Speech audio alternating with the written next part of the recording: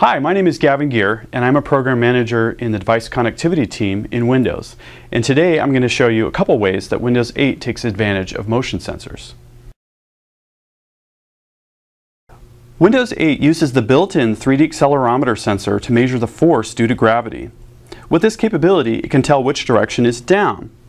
It can therefore rotate the contents of the screen between a portrait orientation and a landscape orientation. This only occurs when the device is inclined up off the flat and level plane. So if I take the device and make it level with respect to the surface of the Earth, the screen will not rotate.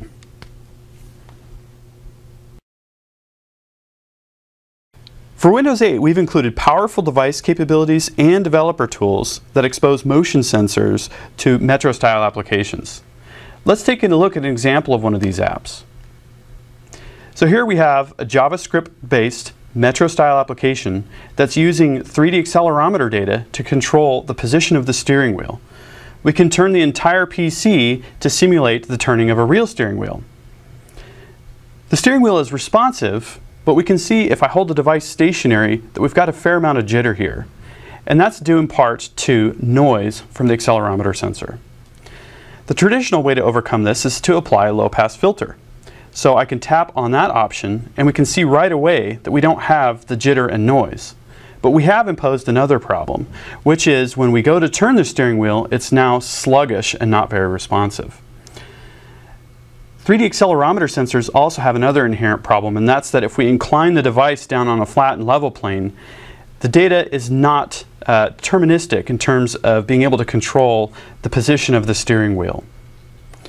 What we need to do is use data from multiple motion sensors, in this case an accelerometer, a gyro, and a magnetometer, in order to have those multiple sensors complement each other's strengths and weaknesses. So if I tap on the change input option one more time, we can see here that with sensor fusion we can actually retain the responsiveness, and if I hold the device steady, there's no jitter in the steering wheel. What's more, we can tilt the device down onto a flat and level plane and continue to have the wheel respond to these inputs. So I showed you a system level feature and an example of how a game would use motion sensors in Windows 8. So regardless of whether you're a developer or a consumer, there's exciting new capabilities for you to tap into in Windows 8.